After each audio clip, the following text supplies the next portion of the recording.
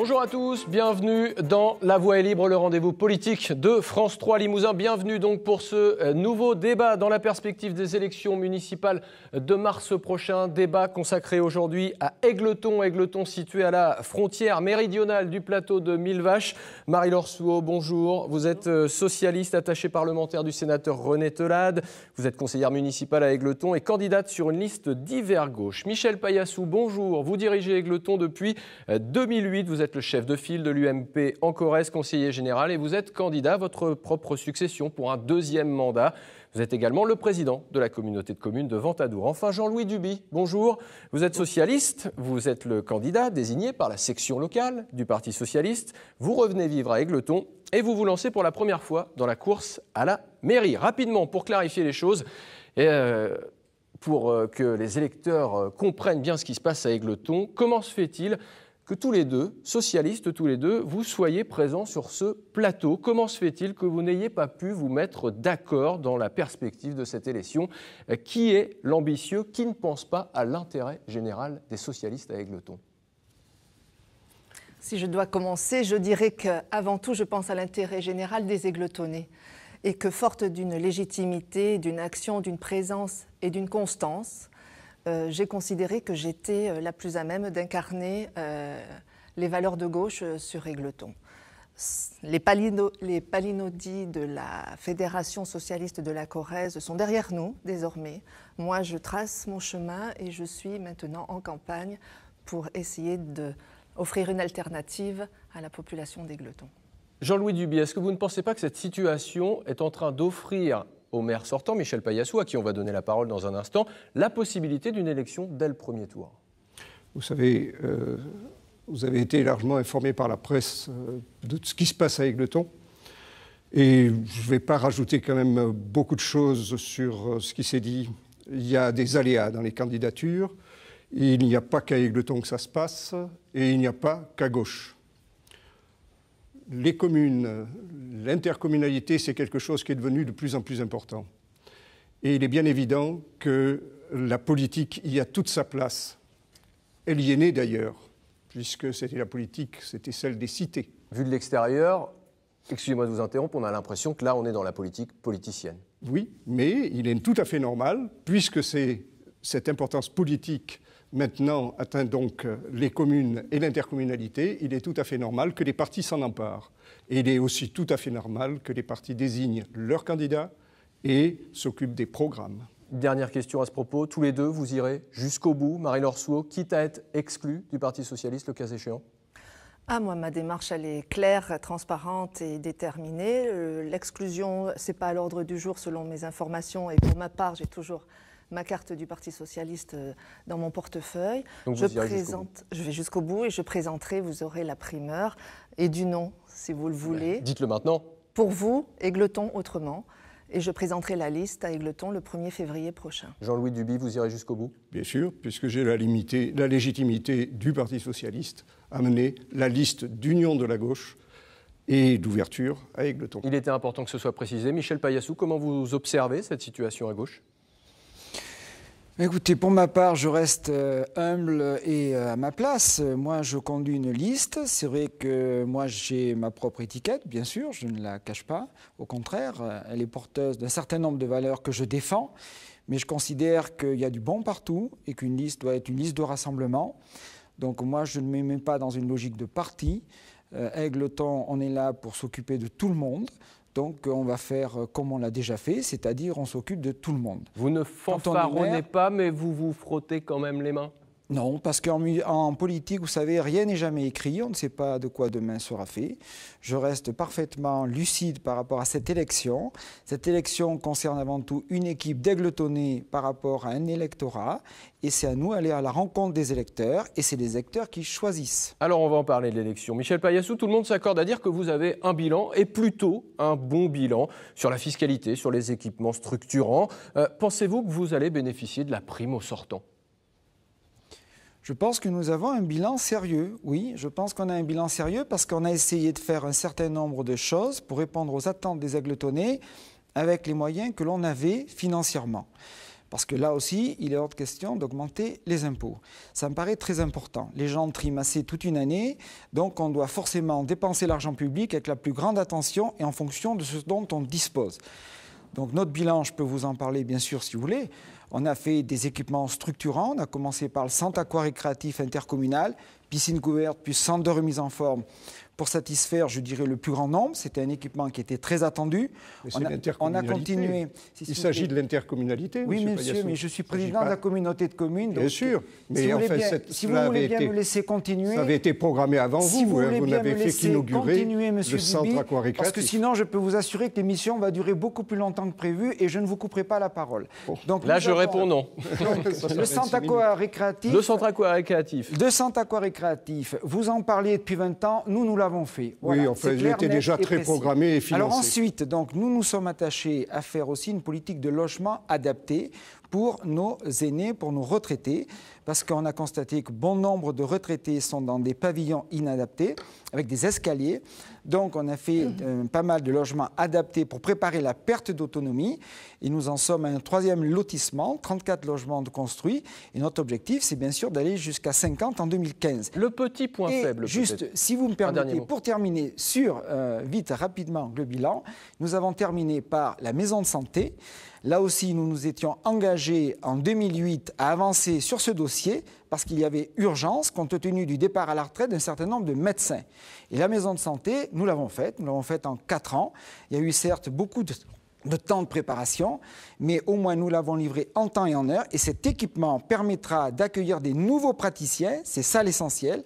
Et nous l'avons mis en centre-ville aussi pour revitaliser l'activité du centre-ville. On va en parler. 3e dimension, réhabiliter aussi le patrimoine. Alors, le centre-ville, le petit point faible de votre bilan, c'est justement le développement économique, peut-être. Alors, Jean-Louis Duby, on va commencer par vous. Comment comptez-vous favoriser le commerce de proximité et la création d'emplois à Égletons?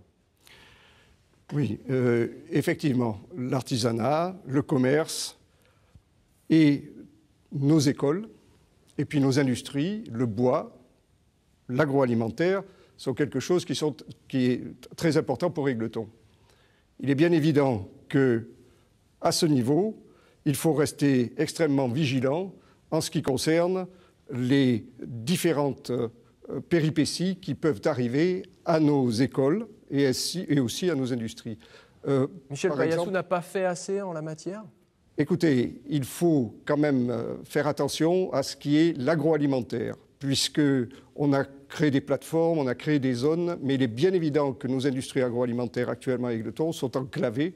Et si les commerces sont désenclavés vers une zone avec un urbanisme qui peut être critiqué, de toute façon, nos zones industrielles, que ce soit nos salaisonniers, que ce soit Charal, sont quand même relativement enclavées. Marie-Laure Suau, sur cette question du commerce, du centre-ville, du dynamisme commercial à Égletons.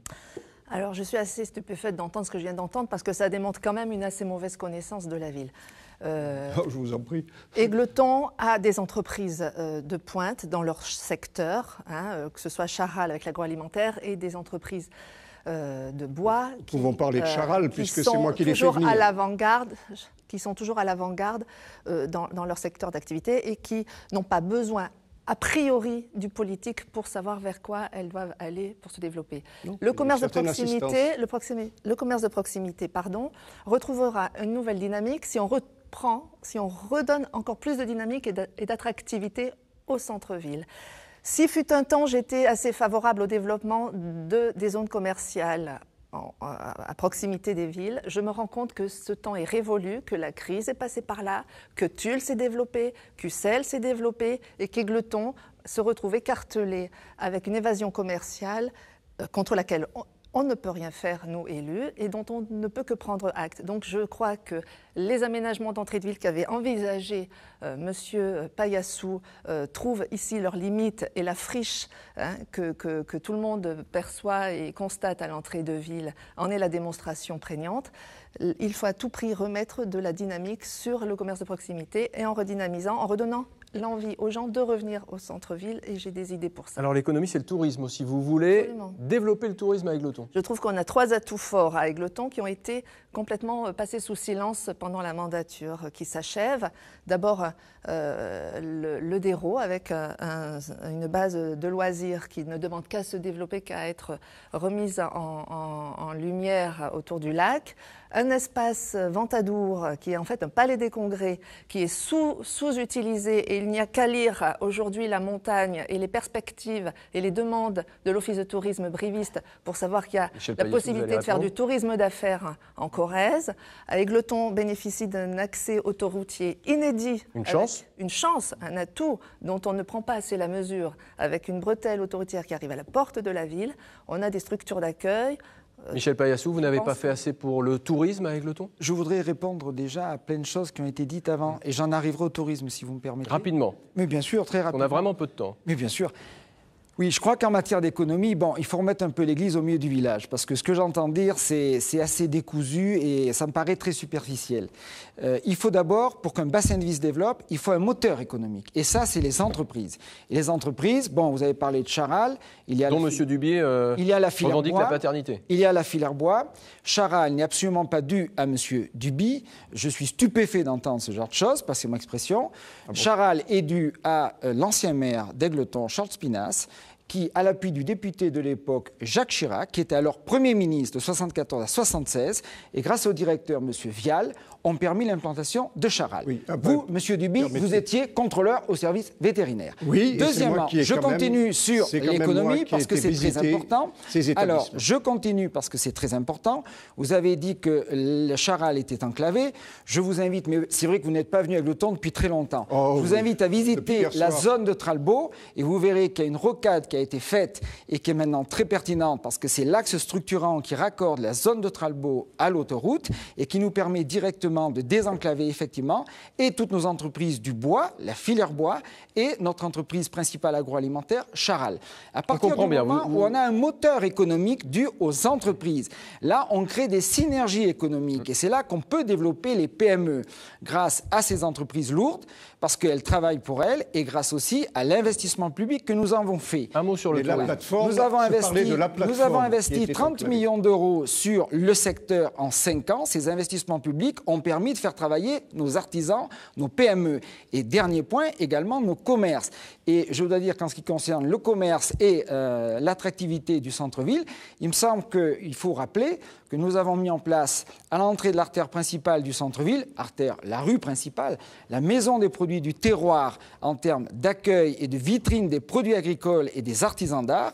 Et à l'autre bout, il y a la maison de santé pluridisciplinaire. On en a déjà parlé. À ces 2 équipements lourds, oui, mais c'est important pour revitaliser le commerce. Vous savez, moi, il n'y a rien de plus agréable quand un commerçant me dit « Monsieur Paillassou, mon activité tient bien parce que les gens qui vont à la maison de santé, entre 2 rendez-vous, ils viennent chez moi. » Jean-Louis Duby, les commerçants, ils vous paraissent satisfaits avec Égletons? Je ne pense pas, parce que de toute façon, c'est vrai que c'est quand même un grand désert, Égletons, lorsqu'on s'y promène en centre-ville dans la journée. Contrairement à ce que Michel Paillassou peut penser, je suis à Égletons et je me promène et je vois et je constate que les commerces ont effectivement soit disparu, soit quitté le centre-ville parce qu'ils ont été aspirés vers les zones périphériques. Et il manque véritablement de revitaliser ce centre-ville.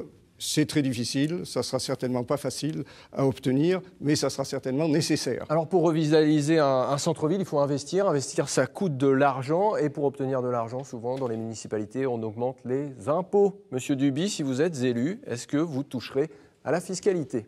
Alors, si nous sommes élus, il est bien évident que nous reverrons ce qu'il convient de faire au niveau d'Égletons. La situation financière est certainement extrêmement difficile.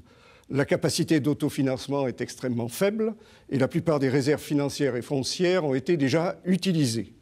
Donc la possibilité d'emprunt est quasiment nulle. La question c'était, augmenterez-vous les impôts? On explorera toutes les pistes avant d'augmenter les impôts.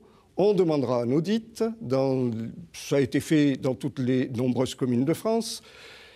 On essaiera également de renégocier les emprunts de la commune, ce qui a été fait aussi dans beaucoup de communes et ce qui aurait dû être fait à Égletons.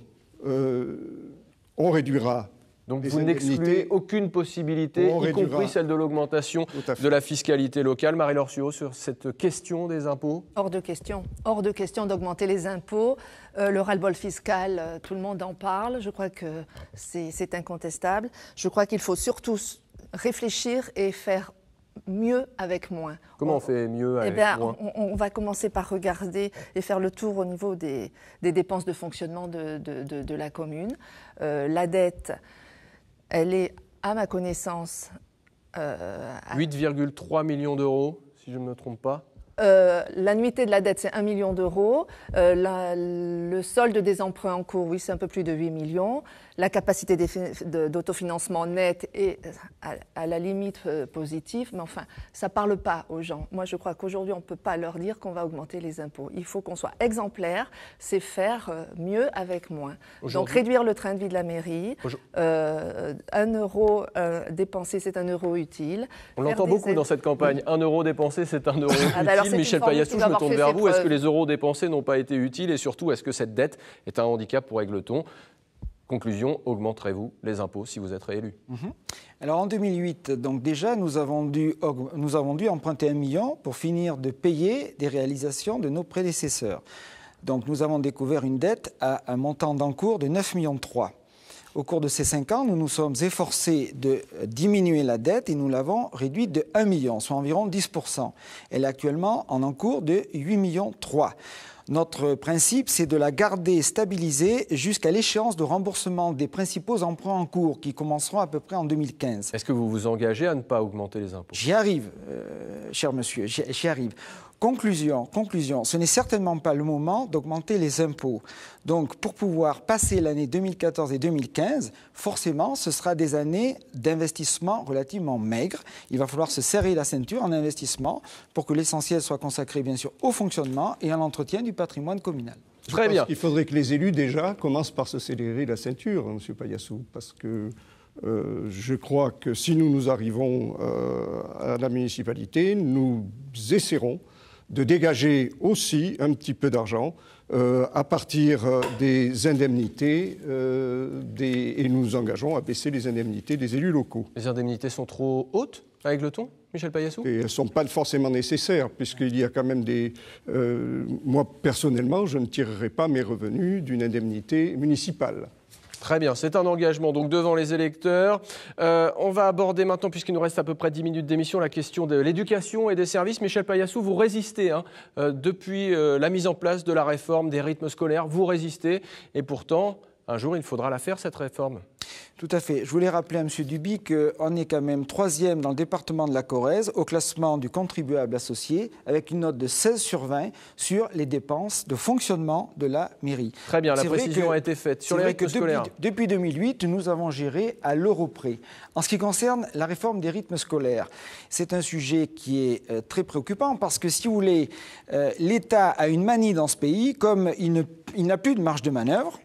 Même s'il essaie de s'en trouver en tirant toujours sur la corde fiscale, l'État crée des décrets, des lois et transfère la charge aux communes. Alors la réforme, la réforme des rythmes scolaires sur Égletons, c'est pas compliqué. On a 4 écoles maternelles et primaires, 18 classes. Chez moi, c'est entre 80 000 et 100 000 euros. Donc pour l'instant, nous ne sommes pas en capacité à payer le coût de cette réforme, qui d'autant plus n'affiche pas des résultats probants sur l'enfant, sur son rythme scolaire. On n'a pas eu vraiment de résultats encore très probants. Donc nous sommes en négociation avec l'inspection académie et nous allons tout faire pour éviter cette nouvelle charge aux Égletonnais qui, je le rappelle, si elle doit être appliquée, ce sera 2 points de taxe d'habitation en plus ou alors 100 000 euros d'économie sur le budget d'investissement. Et là, je me tourne vers mes adversaires. Qu'est-ce que vous allez proposer aux Égletonnais? Voilà, Marie-Laure Suau. Donc là, M. Paillassou vient de faire l'aveu d'une augmentation de 2 points de la taxe d'habitation. Pas du tout. Nous n'appliquons pas la réforme des rythmes scolaires. Et vous, Marie-Laure Suau, vous voulez mettre en place la réforme? Moi, je l'applique parce que de toute façon, c'est un décret. Alors comment vous allez faire? L'inspection d'académie va vous imposer cette mise en œuvre. Vous le savez pertinemment. Comment vous allez donc faire? c'est une démagogie absolue. Vous êtes dans une démarche purement politique. L'UMP ne souhaitait pas appliquer cette réforme. Comment allez-vous payer la réforme des rythmes scolaires? Vous n'avez même pas réfléchi. Je suis la présidente de la plus grosse association. Ayez le courage mais de je vous le dire dis. La réalité des choses. Mais la réalité, c'est que d'abord... 100 000 € pour payer la réforme des rythmes Qui vous scolaires. dit que ça coûtera 100 000 €? Ah bah, et 100 écoutez, 000 € c'est 300 mètres linéaires de route. 18 classes, 36 encadrants avec un BAFA ou un BPGEPS. Ce sont des choix politiques. Mais vous avez de la ressource. Donc vous êtes vous le allez président assumer de cette l'Interco. dépense supplémentaire. J'assurerai la mise en œuvre. Alors comment vous des allez la réformes financer? scolaires. Avec la ressource locale, du personnel intercommunal, du personnel municipal, des artisans, des commerçants, des artistes, des associations présentes. Je suis la présidente du centre culturel et sportif. Je gère le cinéma. On est en capacité d'organiser de la sensibilisation à la culture, à la musique, à l'image. Rien n'a été fait. Je vous avais demandé en conseil municipal de créer une commission de réflexion dès le début de la réflexion sur la loi Peillon. Vous nous avez fait de l'obstruction absolue. Point. Moi, je veux voir l'avenir. L'avenir, ce sont les enfants. Moi, je refuse que mes enfants aillent passer leur temps libre dans un bar de nuit ou dans un bowling, monsieur le maire. Voyez ?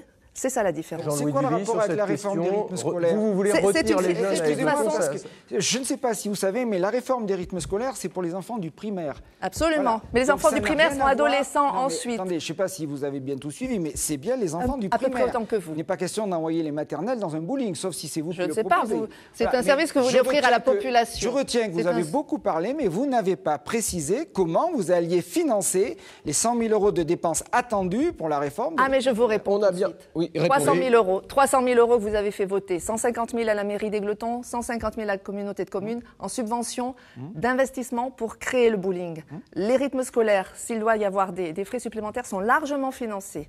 Jean-Louis Duby, votre avis sur cette question? Oui, je pense qu'on peut aussi s'abstenir de certaines dépenses qui sont peut-être qui font peut-être plaisir à la municipalité. On imagine que vous êtes peu favorable au bowling également? Très peu favorable au bowling, puisque dans certaines villes où des bowlings ont été implantés, eh bien, ma foi, c'est pas quand même une très grande réussite. Pourtant, vous voulez retenir les jeunes à Égletons et Bien sûr, bowling, mais enfin, vous savez, on peut les retenir avec autre chose que du bowling. On peut les retenir avec peut-être effectivement des produits culturels un petit peu plus valorisants que simplement un jeu de quilles.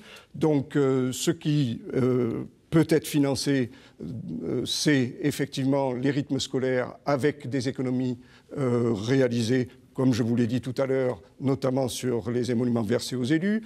Et puis, il y a également, certainement, d'autres économies à faire dans le train de vie de la municipalité, réception, etc., qui peuvent être aussi dégagées pour ça. Il y a de nombreuses associations, il y a assez de vie culturelle et sportive à Égletons pour pouvoir permettre, comme dans les autres communes, comme ça s'est fait partout, de faire cette réforme, et le plus vite sera le mieux. On a déjà perdu 1 an avec Michel Paillassou. D'autres communes ont expérimenté. Bien sûr, tout ne va pas pour le mieux, mais elles vont tirer profit au moins de cette expérience, alors qu'à Égletons, on n'a pas commencé. Alors, il y a un thème qui va bien sûr occuper toute cette campagne municipale, c'est celui de la sécurité, du sentiment d'insécurité. De plus en plus de communes rurales réfléchissent à la mise en place de politiques de sécurité, de mise en place, par exemple, de caméras de vidéosurveillance ou de vidéoprotection. Michel Paillassou, est-ce que vous avez réfléchi à cette question?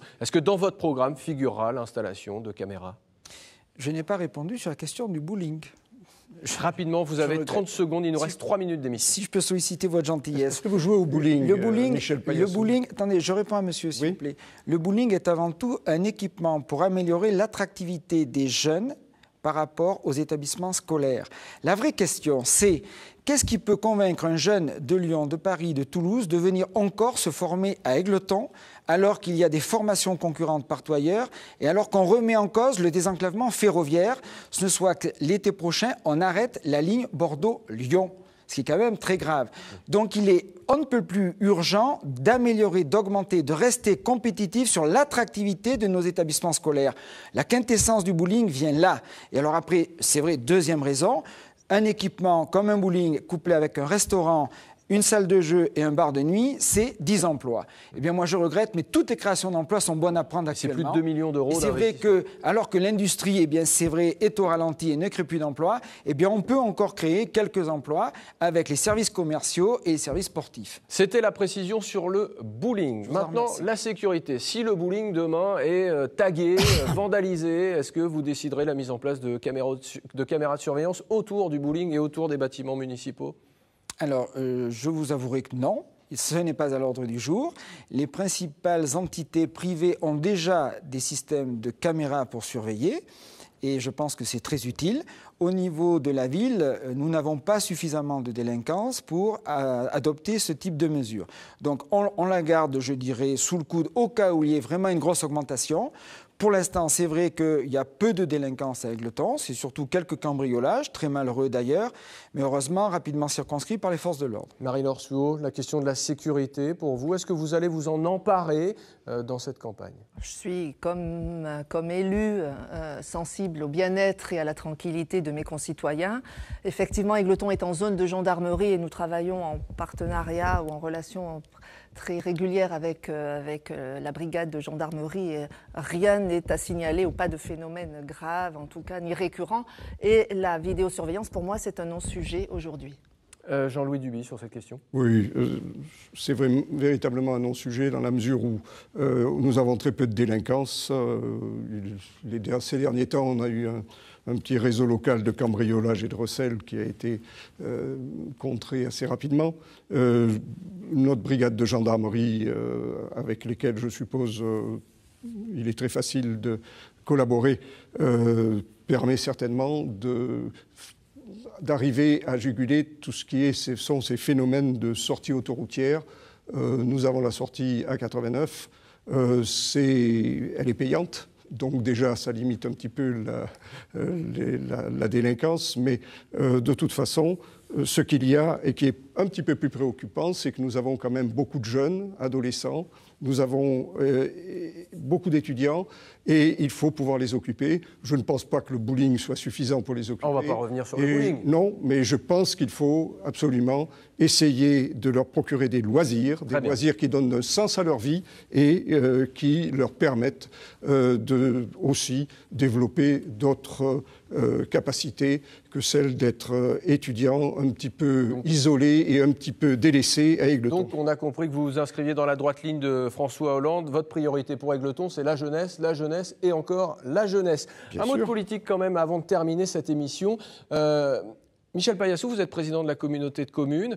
Quel regard vous portez sur la situation aujourd'hui entre une commune et son intercommunalité ? Est-ce que vous ne pensez pas que l'intercommunalité est en train de tuer petit à petit les communes ? Et quand on a la double casquette comme vous, comment on se positionne ? Est-ce que c'est une chance pour Égletons que vous soyez président de la communauté de communes, par exemple ? Alors, c'est une vraie question, non pas la dernière, mais la première. La position de l'interco par rapport aux petites communes. Il y a deux philosophies. La mienne, c'est de dire que les communes doivent perdurer. Et toute délégation de compétences à l'interco doit rester en subsidiarité au fonctionnement des communes. C'est-à-dire, on met en commun ce que l'on ne peut pas faire ensemble. Mais en aucun cas, la communauté de communes ne doit prendre le pas sur les compétences des petites communes. Sinon, effectivement, c'est la disparition de nos clochers et de notre identité rurale. C'est une vraie question, parce que dans bien des cas, les Comcom, voire les agglos, ont tendance à vouloir jouer les supra-communes. Et à ce moment-là, c'est vrai qu'il y a un risque de voir disparaître à terme nos petites communes. Est-ce qu'il n'y a pas une position un peu schizophrène quand on est à la fois président de la communauté de communes et maire et non, pas du tout, pris entre ces deux entités? Je vous rassure, d'ailleurs, il y a d'autres collègues qui le sont, comme Sophie Dessus, n'est-ce pas? C'est ma collègue d'Uzerche. Non, pourquoi? Parce que nous sommes avant tout aussi conseiller général. Et un conseiller général, c'est celui qui avant tout s'occupe des petites communes, qui a compris que grâce aux communes, on avait une vraie vie rurale.